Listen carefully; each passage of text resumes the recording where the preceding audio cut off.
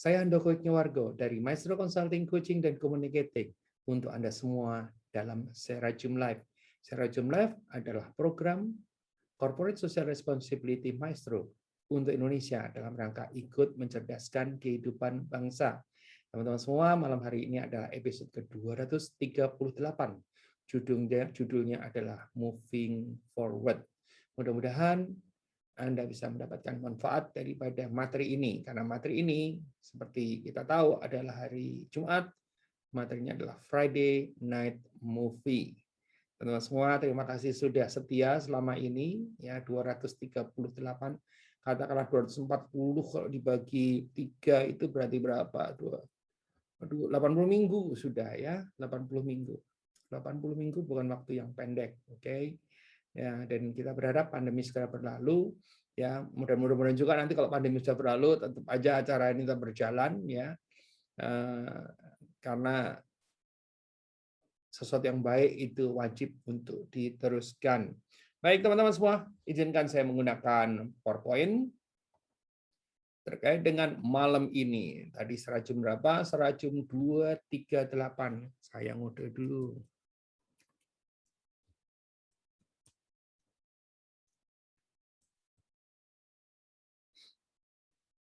Oke, sudah keluarkah gambarnya?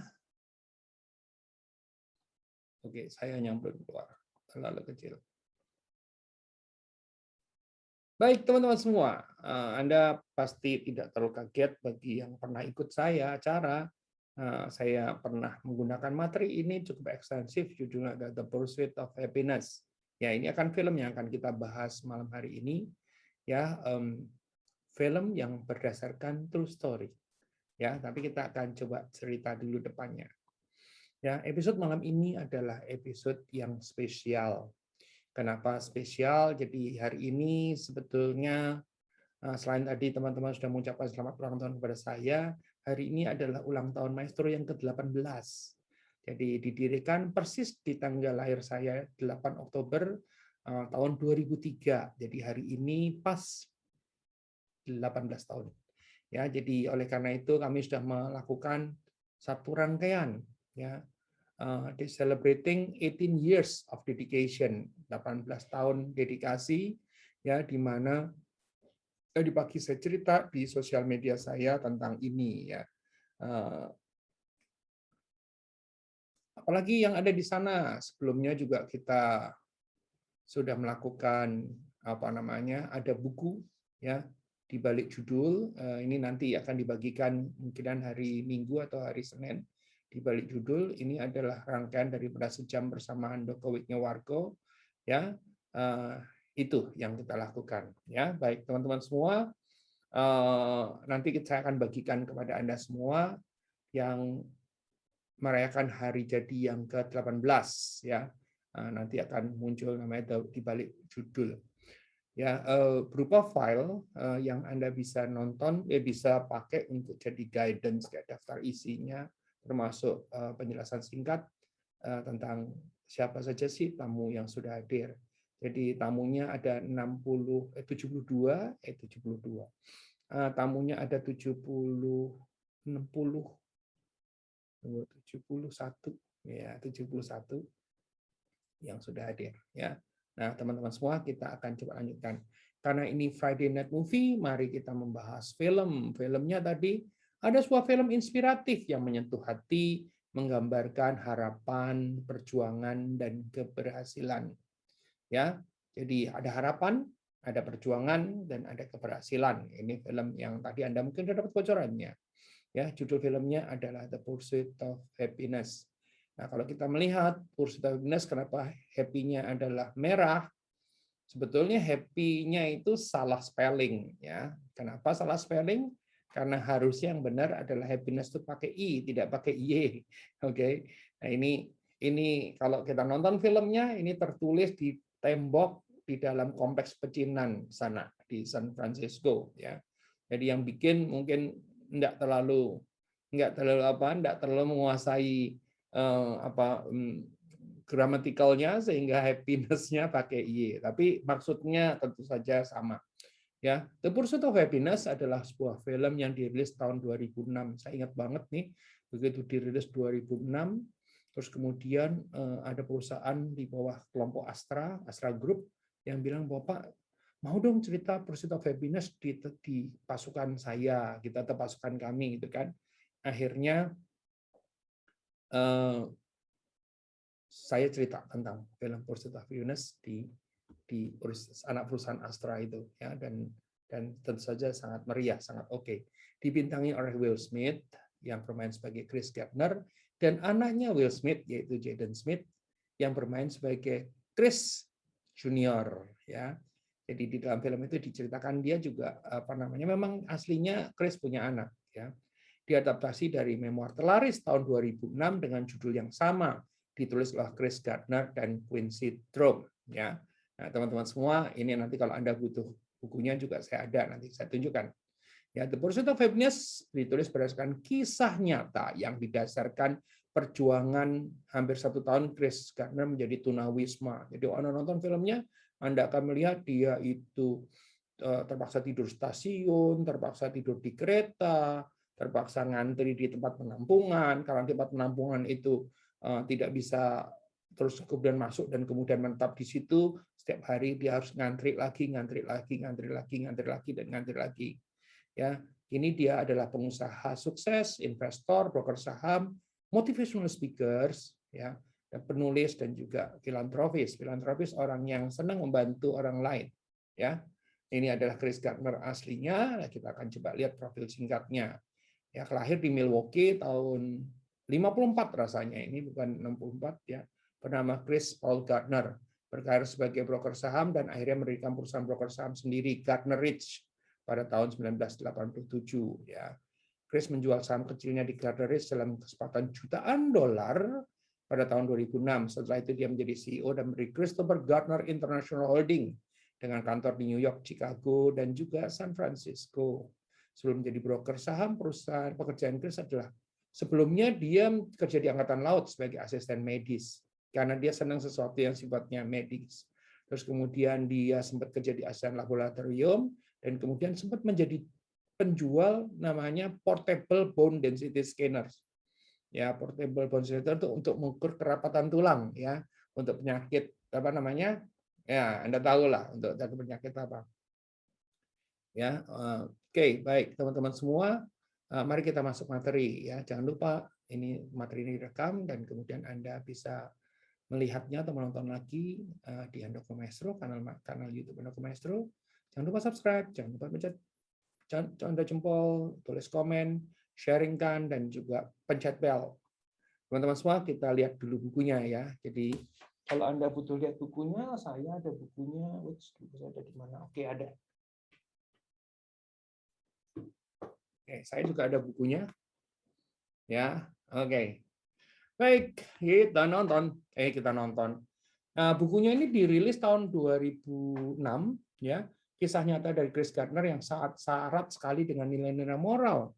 Ketulusan dan kegigihannya menerobos hambatan, rintangan, dan tantangan membawanya pada kesuksesan dan juga kebahagiaan. Ya. Jadi kuncinya adalah ketulusan dan kegigihannya menerobos hambatan, rintangan, dan tantangan, ya, dan membawanya pada sukses dan kebahagiaan. Buku ini menceritakan rentetan perjalanan hidupnya dari sebuah kota terpencil Milwaukee sampai puncak Wall Street. Sebetulnya Milwaukee yang nggak terpencil-pencil amat, ya, tetapi kalau di dalam konteksnya Amerika sih memang agak-agak. Dia menceritakan semua yang terjadi dalam hidupnya tanpa ragu-ragu. Untuk apa? Agar supaya menjadi inspirasi buat orang lain. Masa kecilnya tumbuh sebagai orang kulit hitam yang miskin dan tidak berayah, ya. Jadi ayahnya itu pergi, baru ketemu dia umur 20, hampir 30 tahun, jadi baru ketemu lagi dengan ayahnya itu. Ditinggalkan. Kemudian dia sendiri itu menikah dan kemudian ditinggalkan oleh istrinya. Ya, tapi dia tidak melepas, istrinya boleh pergi tapi anaknya tetap sama dia, gitu kan. Menjadi tunawisma turun-temurun dari jalanan San Francisco sampai dengan awal suksesnya sebagai broker saham. Ya, ini isi daripada bukunya yang tadi saya ceritakan kepada Anda, ya. Ya, kalau dilihat dari isi bukunya, karena ini buku semacam buku autobiografi, Tentu saja judulnya menarik ya, menarik tapi tidak bisa memberikan gambaran. Biasanya kalau dari gambaran buku itu, dari daftar isi kita bisa melihat ini cerita tentang apa sih gitu ya. Tapi kalau Anda nggak baca ini nggak bisa. Saya udah baca lebih dari 3 kali ya, dan sudah relatif hafal, apalagi nonton filmnya ya. Ini apa namanya, yang menarik misalnya katakan chapter 8-nya turn out, turn intro, turn out, advance gitu ya. Jadi judulnya nggak diganti gitu kan, dan seterusnya. Nah teman-teman semua, yang menarik perhatian saya antara lain adalah di pembukaannya ditulis, well son, I'll tell you, life for me ain't been no crystal stair. Ya, hidup dibuat saya itu bukan merupakan sebuah tangga kristal ya, but all the time, ya, tapi setiap saat, setiap waktu ya, I've been climbing on. Jadi setiap saat, setiap waktu itu saya selalu naik ya, climb on ya teman-teman semua. Nah, Mother to Son ini puisi karangan si Langston Hughes, seorang penyair, novelis, penulis fiksi dan dramawan, dikenal karena penggambaran penuh warna dan wawasannya tentang kehidupan kulit hitam di Amerika tahun 20-an sampai tahun 60-an ya. Nah, Anda jangan melihat soal hitam putihnya, Anda kalau membaca bukunya itu atau baca juga puisinya, lihatlah pesan di dalamnya ya. Oke, puisi ini menggambarkan kesulitan yang dihadapi oleh kulit hitam dalam masyarakat rasis waktu itu masih ya, menyinggung banyak rintangan dan bahaya yang dilemparkan rasisme di jalanan mereka, hambatan dan bahaya yang tidak harus dihadapi oleh orang kulit putih ya. Nggak ada salahnya juga sebetulnya, tetapi bukan terus kemudian menimbulkan kemarahan seharusnya, tapi menimbulkan sebuah semangat ya. Mari kita kembali ke film, sinopsisnya. Film ini dikisahkan berlokasi di San Francisco, terutama di daerah-daerah yang namanya Bay Area ya. Tahunnya sekitar 81. Saya ada di sana, oh no. Saya ada di sana 92 ya. Apa yang menarik dari San Francisco? Wah, ini San Francisco ya. Terus kemudian ini pencakar langitnya, terus apa lagi, Golden Gate ya, kalau dilihat di foto indah, tapi kalau kita melihat datanya banyak orang bunuh diri di Golden Gate ya. Ada Alcatraz, penjara Alcatraz, saya pernah ke sana dan saya punya kaosnya ya, kaos Alcatraz yang hitam putih begitu ya.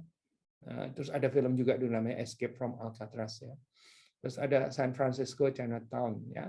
Chinatown daripada San Francisco ini konon terbesar di dunia, tetapi waktu saya ke Vancouver, orang Vancouver bilang no, the biggest in the world is Vancouver, Chinatown in Vancouver. Kalau the biggest in Amerika betul di San Francisco ya. Ya kan orang-orang suruh senang kalau muncul sebagai the biggest. Ada yang lain? Ya, ada yang lain, kita kembali ke filmnya ya teman-teman semua.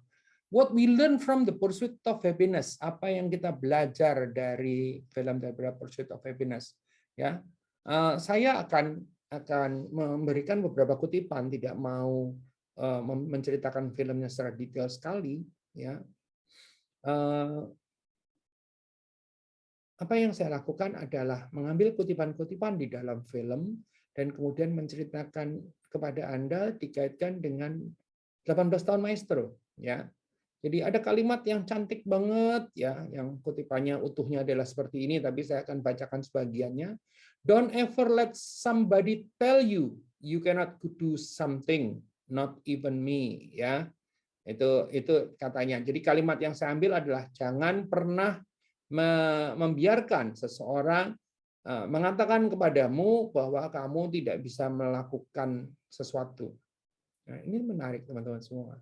Jadi pada saat dalam perjalanan hidup saya dulu itu, atau perjalanan hidupnya maestro, waktu awal-awal tuh di ini orang, jadi di apa namanya, boleh dibilang semacam dicela oleh orang yang mengatakan bahwa kamu mau jadi public speaker gitu kan, suaramu jelek. Well, saya menyadari suara saya jelek gitu ya. Tapi kan saya nggak mau nyanyi, ini menjadi public speaker ya. Ada yang bisa dilakukan adalah kalau suaranya nggak bagus, kita bisa punya konten yang bagus dan cara atau metode yang bagus, mestinya begitu. Ya.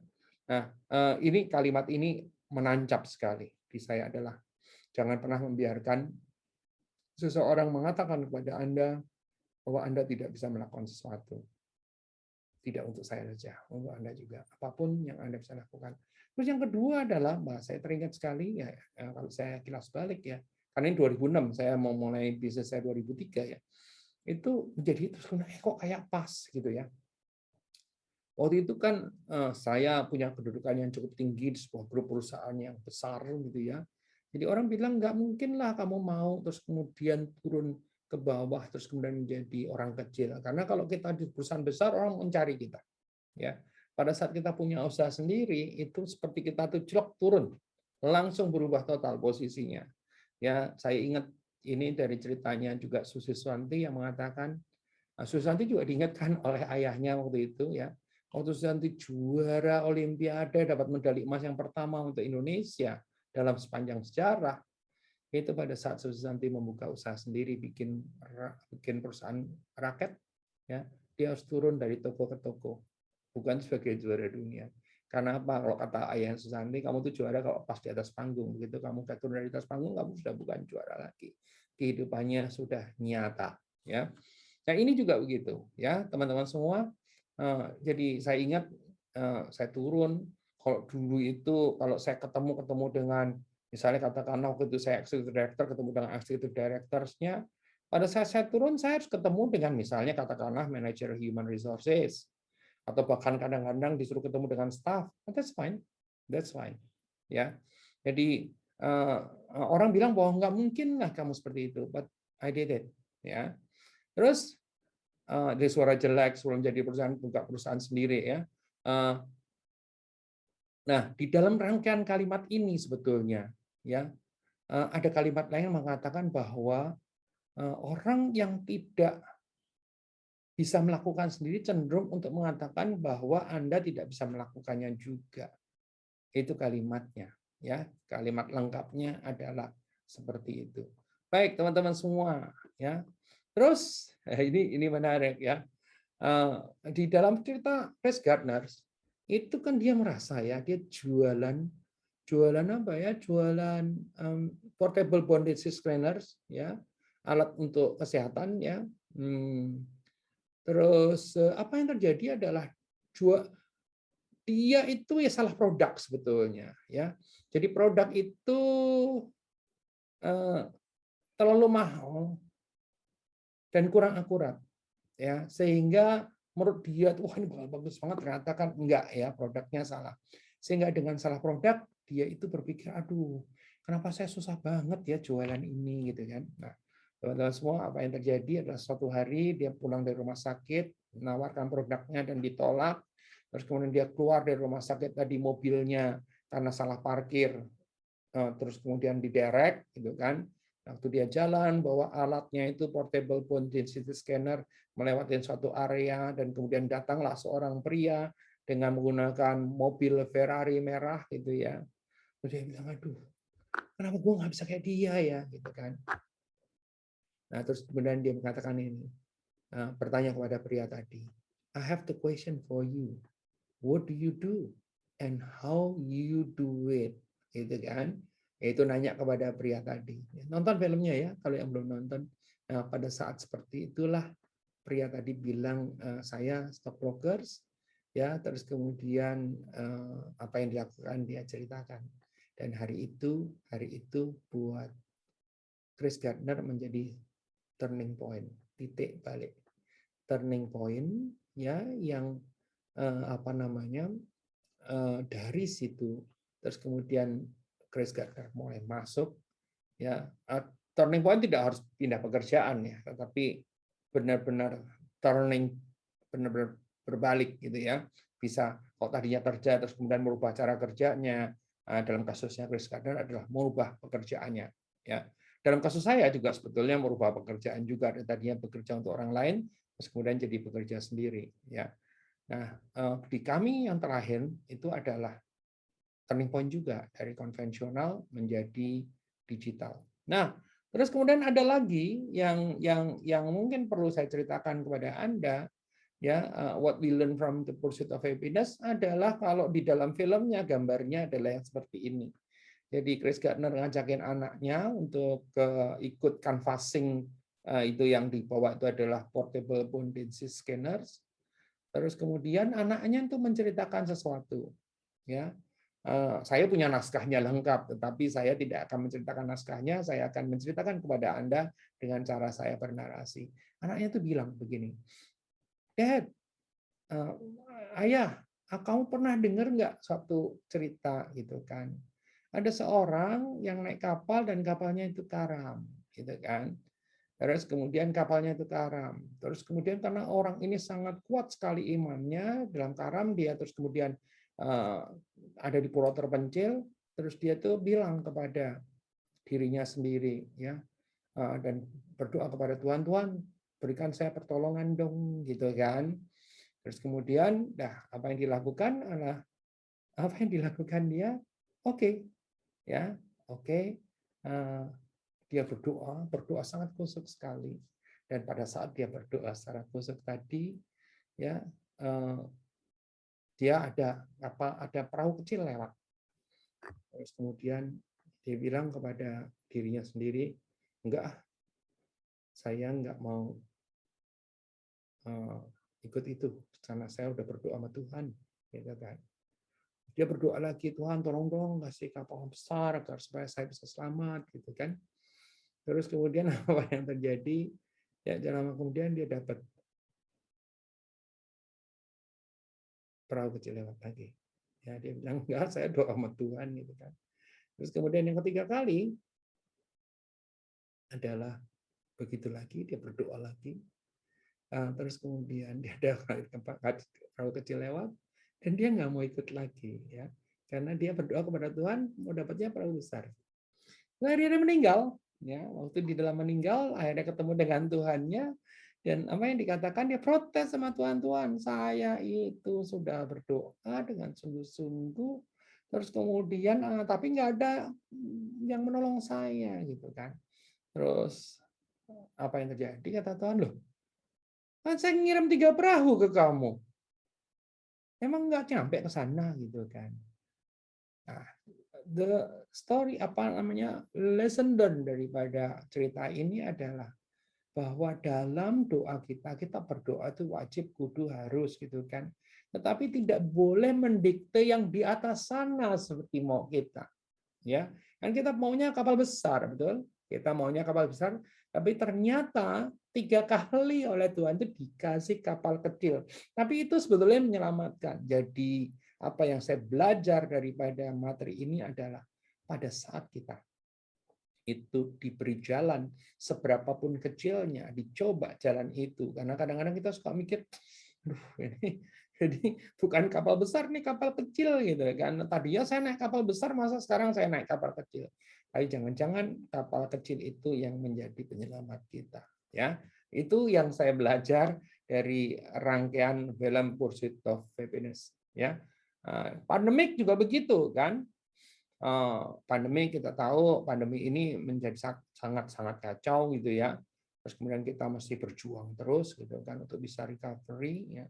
Apa aja kita coba lihat, itu saja harus berdoa dan harus berusaha, gitu ya. Ora et labora, gitu ya. Dan setiap kesempatan kecil saya akan melihatnya lebih sebagai kapal kecil tadi. Biarpun kita berdoa untuk sebuah kapal besar, tapi jangan lupa bahwa kapal kecil jangan-jangan jalan yang diberikan oleh Yang Kuasa kepada kita untuk keluar dari masalah yang ada. Ya, oke, baik, teman-teman semua, jangan lupa nih subscribe Handoko Maestro, ya, karena materi ini akan dipostingkan di sana, ya. Juga jangan lupa subscribe Maestro Channels, ya. Untuk Handoko Maestro ini materi-materi yang sifatnya edukatif, ya. Jadi seperti acara malam hari ini dimasukkan di Handoko Maestro, ya, dan kalau acara besok nih misalnya di Rasugandi yang lebih inspiratif, ya, dimasukkannya di Maestro Channels. Dua-duanya silahkan subscribe. Kenapa? Karena dua-duanya akan banyak memberikan manfaat buat Anda. Gimana caranya? Ya, saya nggak bisa memberikan rekomendasi Anda baiknya ini, baiknya itu, gitu ya. Tetapi yang bisa Anda lakukan adalah apa? Coba aja. Kalau Anda udah coba terus kemudian Anda merasa kayaknya nggak begitu cocok sama aku, ganti, ya, karena free of charge, you can try at any time, ya semenit 2 menit keluar, 3 menit keluar, nggak ada masalah gitu kan, ya nggak ada terus kemudian kena charge apa kena apapun juga, silahkan ya. Jadi subscribe Andoko Maestro dan Maestro Channels, dan kemudian jangan lupa juga nyalakan lonceng. Kenapa lonceng ini penting? Buat notifikasi ya. Anda akan kalau mendapat notifikasi kalau ada postingan baru. Teman-teman semua, nah mungkin cerita sedikit ya soal Maestro. Ya, berdiri 8 Oktober 2003, merupakan consulting, coaching, communicating on people and business development. Ya, jumlah klien sampai hari ini ada 207 korporasi maupun organisasi. Ini dari yang kecil sampai yang raksasa ya. Itu ada ya. Kalau Anda tanya kepada saya paling banyak itu apa? Paling banyak sekarang ini industri ya, properti, banking, dan sejumlah yang lain ya. Terus kemudian sejak 2017 sudah mengembangkan Maestro Digital Services ya, dalam bentuk blended learning dalam program dengan program digital lain, dan justru mendapatkan momen kuat pada saat pandemi terjadi. Nah, di dalam Maestro itu kami punya values yang kami menjadi 3, yaitu values pertama yang sifatnya internal, values kedua yang sifatnya eksternal, dan values ketiga ini terkait dengan masa pandemi. Teman-teman semua kita akan lihat. Nah, kalau kita bicara internalnya, jadi kepada tim internal itu Anda harus motivated, ya, jangan loyo, jangan lemas, gitu kan. Harus assertif, tegas, gitu ya. Harus efektif gitu kan, menghasilkan sesuatu, bukan asal berproses doang. Ya harus speedy, cepet ya. Kenapa? Karena nggak cepet ya nggak seru gitu ya. Harus dengan teamwork yang baik, harus resourceful, artinya semuanya bisa, dan harus obedient, taat ya. Jangan terus kemudian nggak ngikutin aturan atau kemudian lupa yang namanya etika dan sebagainya. Ini terkait dengan internal. Jadi kalau Anda amatin, itu tulisannya adalah Maestro. Motivated, assertive, effective, speedy, teamwork, resourceful, dan obedient. Ini Maestro. Ya. Nah, kepada pihak eksternal ada morality. Ya. Jadi kami hanya membantu perusahaan-perusahaan yang menurut pandangan kami itu baik untuk masyarakat banyak. Ya, itu penting banget. Jadi oleh karena itu kami tidak mengerjakan kalau kliennya misalnya nih tanpa bermaksud apa namanya buruk kepada industri itu, misalnya katakanlah kami tidak mengerjakan produk rokok, tidak bir dan sejenisnya. Ya, terus kemudian kami juga mesti melakukan anticipation. Jadi bukan hanya sekedar ngikut, tapi kami melakukan namanya menjadi trendsetters. Sebelum yang lain bicara, kami bicara, diantisipasi dulu. Ya, 2020 orang mulai digitalisasi, 2017 kita sudah lakukan dulu gitu ya. Terus kemudian efektif, sincere pada saat kita mendukung seseorang atau company atau organisasi harus dengan tulus, ya, trustable, bisa dipercaya, ya, we deliver what we said, ya, reliable, bisa diandalkan, bukan cuma ada sekedar kita melakukan, tapi pasti yang dilakukan itu sesuai dengan apa yang dibutuhkan, sesuai dengan apa yang direncanakan, dan tentu saja outstanding, bukan hanya sekedar mendeliver, tapi mendeliver yang sesuatu yang lebih daripada beyond expectation. Harapannya selalu seperti itu. Biarpun yang namanya expectation itu sendiri adalah sesuatu yang tidak mudah, ya. Sama lagi, ya. Nah, itu namanya juga Maestro juga. Jadi baik internal maupun eksternal, values-nya, nilai-nilainya itu adalah di akronimnya adalah Maestro. Ya, dua-duanya harus diamini oleh yang bekerja di Maestro. Nah, selama pandemi itu kami sengaja merancang yang khusus, yaitu yang bahwa di dalam pandemi di mana sulitnya setengah mati gitu ya, itu yang harus dilakukan adalah cari, ya. Cari itu artinya ya cari gitu ya, itu arti pertama. Arti kedua daripada cari adalah ada collaboration, ada agile, ya mesti lincah, mesti apa namanya cepat berubah, ada resilience, kalau jatuh mesti perlu bangkit kembali karena banyak hal yang baru itu sifatnya trial, jadi nggak boleh putus asa, dan tentu saja innovation ini menjadi penting sekali karena hari gini tidak berinovasi, maka akan menimbulkan masalah. Ya, itu cari. Nah, teman-teman semua, kira-kira itu yang kita lakukan. Ya, terima kasih sudah hadir di acara sejam, secara Zoom, ya. Saya Handoko Wijnawargo dengan senang hati mengucapkan terima kasih atas partisipasi Bapak Ibu semua selama ini. Bagi klien-klien lama, ya ada beberapa di sini klien lama, 18 tahun bukan waktu yang pendek, ya. Kami sudah berinteraksi, ada yang berinteraksi 18 tahun, ada yang 15 tahun, karena biasanya jadi klien kami menjadi klien yang lama-lama semua, ya. Dan